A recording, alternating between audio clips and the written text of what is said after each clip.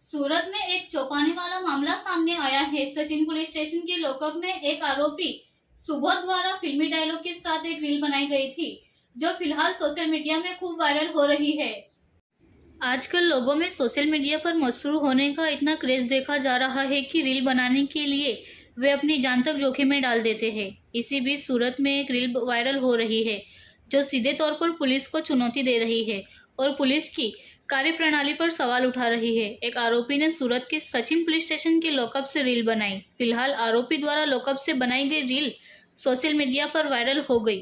हालांकि इस रील के सामने आने के बाद पुलिस हरकत में आई और आरोपी को गिरफ्तार कर माफी मंगवाई गई। गौरतलब है कि ये वीडियो 7 महीने पहले का होने की बात सामने आई है। आज થી 7-8 મહિના પહેલા હું સચિન પોલીસ સ્ટેશનના લોકઅપમાં એક મારો વિડીયો બનાવેલો હતો તે આવો વિડીયો કોઈ દિવસ મેં બનાવવાની મારાથી ભૂલ થઈ ગઈ, માફી માંગુ છું। હવે આવી રીતે કોઈ દિવસ કરશું નહીં।